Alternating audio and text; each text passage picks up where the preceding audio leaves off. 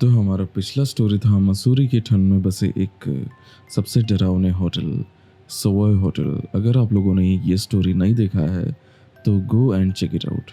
पिछले वीडियो को इतना ज़्यादा प्यार और सपोर्ट देने के लिए बहुत बहुत शुक्रिया गाइस। ठीक है, आपके बस लाइक और सब्सक्राइब करने से हमें बहुत ज़्यादा मोटिवेशन मिलता है कि हम लोग ऐसे और वीडियोस बना पाए। So please do like and subscribe. पसंद आए तो शेयर करना। आपके लिए तो ये फ्री है पर हमारे लिए इट मीन्स अ लॉट। हम फिर से चलते हैं राजस्थान की गर्मी में मज़े लेते लेते एक और हॉरर प्लेस एक्सप्लोर करने। अपने Indian urban legends and horror stories को कंटिन्यू करते हुए एक ऐसा सुनसान सा फोर्ट जहाँ रात के टाइम तो दूर की बात है, लोग दिन में भी यहाँ आने से कतराते हैं। The most haunted fort of India, the Bhangarh fort. I know तुम लोग में से बहुत से लोगों ने इस फोर्ट के बारे में सुना होगा।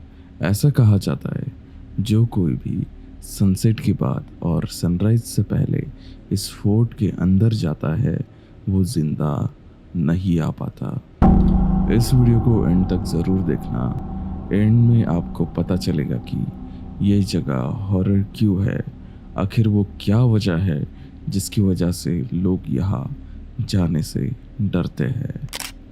माना जाता है कि भानगढ़ फोर्ट 16वीं सेंचुरी में बनाया गया था। राजस्थान के सबसे सुंदर फोर्ट में से एक। इस फोर्ट को किंग भगवंत दास ने बनवाया था उनके दूसरे बेटे के रहने के लिए, जिनका नाम था माधव सिंह। फोर्ट और उसके जितने भी बचे हुए अवशेष हैं उन्हें प्रिजर्व करके रखा गया है। फोर्ट में कोई भी शाम के 5 बजे तक आ जा सकता है, पर 5 बजे के बाद यहाँ किसी का भी जाना मना है। गवर्नमेंट का ऑर्डर है कि इस जगह पे 5 बजे के बाद किसी के भी आने जाने पे पाबंदी लगाई गई है। इस फोर्ट के बारे में और बात की जाए, यहाँ एंटर करते ही बिखरी हुई इस फोर्ट की एक पुरानी सिटी दिखाई देती है, जहाँ पे हमें दिखाई देते हैं छोटे छोटे महल, मंदिर और बहुत सारी हवेलियाँ। एक्चुअली इस फोर्ट को 4 एंट्रीज है: Lahori gate, Ajmeri gate, Pulwari gate and Delhi gate. Main gate की एंट्रेंस पे यहाँ कुछ हिंदू टेम्पल्स हमें देखने मिलते हैं, जैसे कि Hanuman temple, Gopinath temple, Someshwar temple और बहुत सारे देवी देवताओं के टेम्पल्स भी हमें यहाँ देखने मिलते हैं। जैसे जैसे हम अंदर जाते हैं हमें देखने मिलता है पुरोहित जी की हवेली, जहाँ उस समय के पुरोहित रहा करते थे। और उसके बाद आता है नाचन की हवेली, और ठीक उसके बाद है जौहरी बाज़ार। यहाँ का जो मेन पैलेस है फोर्ट के बिल्कुल एंड में देखने मिलता है। वंस अपॉन अ टाइम ये फोर्ट सबसे आलीशान और सुंदर जगहों में से एक माना जाता था। इस जगह ने बहुत सारे युद्ध विटनेस करे हैं और आज भी यहाँ पे गिरा खून का हर एक बूंद अपनी ही एक अलग अनसुनी कहानी सुनाता है। ऐसा माना जाता है कि वाटर शॉर्टेज की वजह से ये फोर्ट को खाली कर दिया गया था, और ऐसी अजीब बैक स्टोरीज है जो इस जगह को श्रापित बोलने पे मजबूर करती है। ये सब रीज़न की वजह से अब ये फोर्ट खंडहर की तरह दिखता है, फिर भी आज इसके कुछ पार्ट्स सही सलामत है। भले ही ये फोर्ट बहुत पुराना और सुनसान सा है, पर यहाँ जो कोई भी आता है ये फोर्ट उसे अपनी अनसुनी कहानियों की गवाही देता है। अब आते हैं स्टोरी की तरफ। करीब 2014 की बात है। शालिनी, जो जयपुर के एक कॉलेज में पढ़ती थी, उसे हॉरर स्टोरीज सुनना और हॉरर प्लेसेस को एक्सप्लोर करना बहुत ज़्यादा पसंद था। जब उसने भानगढ़ फोर्ट के बारे में सुना तो वो बस उस प्लेस को एक्सप्लोर करने के लिए बहुत एक्साइटेड थी। शालिनी बहुत हिम्मत वाली थी और ऐसी पैरानॉर्मल चीज़ों से फेस करना उसे थोड़ा बहुत आता था। वो बचपन से ही कुछ हॉरर इंसिडेंट्स अपने पुश्तैनी घर में एक्सपीरियंस कर चुकी थी, तो उसे डर से ज़्यादा ये एक्साइटमेंट थी कि क्या भानगढ़ के बारे में जो बोला जाता है वो सच है या बस मनगढ़ंत कहानियाँ है। अपने दोस्त नयन के साथ वो भानगढ़ के लिए निकल पड़ी। उसका दोस्त नयन, जो उसका क्लासमेट था और उसका बचपन का दोस्त था, वो इन भूत प्रेत और पैरानॉर्मल चीज़ों में विश्वास नहीं करता था। भले ही वो शालिनी के साथ चलने के लिए तैयार हो गया।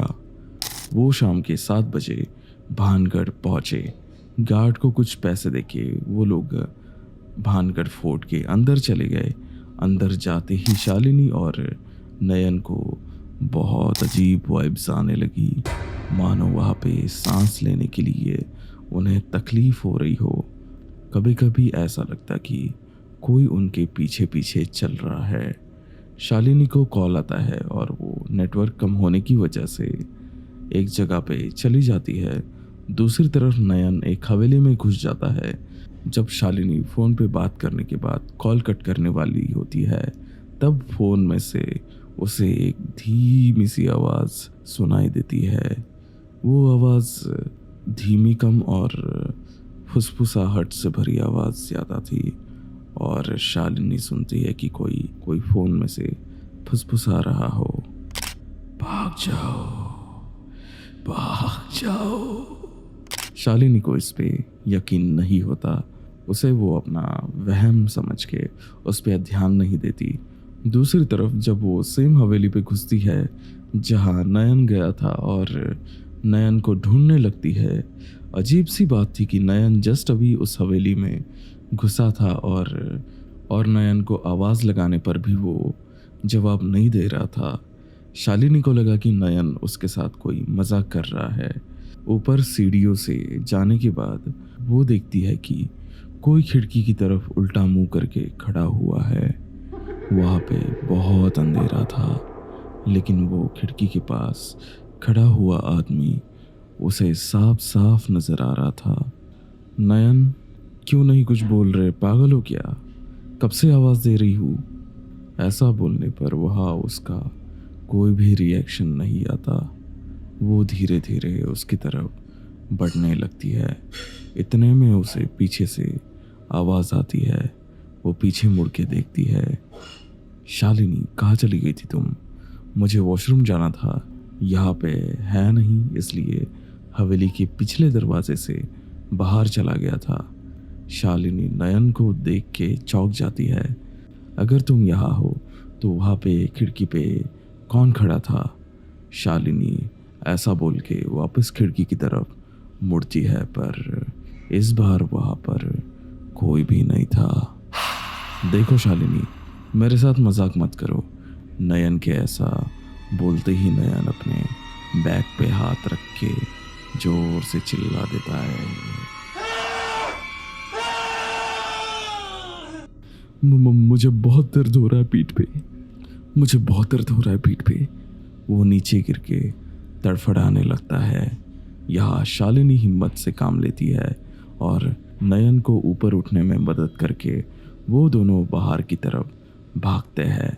भागते वक्त ऐसा लग रहा था कि कोई उनका पीछा कर रहा है, शायद कोई औरत जिसने पायल पहनी हुई है। वो और ज़ोर से भागने लगते हैं। वैसे वैसे ही पायल की आवाज़ भी तेज़ होने लगती है। वो भाग के फोर्ट से बाहर आ जाते हैं और उन्हें वहाँ गार्ड दिख जाता है। बाहर आके देखते हैं कि नयन की बैग पे किसी के हाथ के खरोंचने के निशान थे। ऐसा लग रहा था कि उसको किसी ने जोर से मारा हो। वो दोनों का शायद दिन अच्छा था कि वो लोग सही सलामत वहाँ से भाग पाए। वो ये एक्सपीरियंस ज़िंदगी भर कभी नहीं भूल पाएंगे। आखिर ऐसा क्या है वहाँ जो ये हॉरर पैरानॉर्मल एक्टिविटीज़ का रीज़न है? लोगों की अगर सुने तो इसके पीछे कहानी ये है कि एक समय पे इस फोर्ट में राजकुमारी रत्नावती रहती थी, जो कि बहुत ज़्यादा सुंदर थी। एक दिन उसी राज्य में रहने वाले एक तांत्रिक का दिल राजकुमारी रत्नावती पे आ जाता है और वो ब्लैक मैजिक के रिचुअल्स की मदद से राजकुमारी को पाने की कोशिश करता है, लेकिन रिचुअल में कुछ गड़बड़ी होने के कारण वो ब्लैक मैजिक उसी पे हावी हो जाता है और उसे अपनी जान खो देनी पड़ती है। वो तांत्रिक अपने आखिरी सांस लेते वक्त इस भानगढ़ फोर्ट को शाप दे देता है कि भानगढ़ कभी सुखी नहीं रह पाएगा और जो कोई भी यहाँ पे रहेंगे सब मर जाएंगे। इसके बाद कुछ दिनों में ही भानगढ़ पे मुगलों का हमला हो जाता है और इस हमले में करीब 10,000 लोगों की जान चली जाती है और राजकुमारी रत्नावती को भी मुगल महल में घुस के जान से मार देते हैं। कहते हैं कि ये 10,000 लोगों की आत्मा आज भी उस जगह पे भटकती है और लोगों को अपने होने का एहसास दिलाती है। तो गाइज ये स्टोरी मैंने डे टाइम में रिकॉर्ड की है। अगर आपको बहुत सारे डिस्टर्बेंस सुनाई दिए होंगे स्टोरी के बीच में, लाइक नॉइस एंड ऑल, तो I am extremely sorry. Video time पे अपलोड करना ज़रूरी था, इसलिए मुझे डे टाइम में रिकॉर्ड करना पड़ा। बाकी स्टोरी आप लोग को कैसी लगी हम लोग को कमेंट सेक्शन में ज़रूर बताना एंड सब्सक्राइब करो। मिलता है नेक्स्ट स्टोरी में, तब तक के लिए टेक केयर।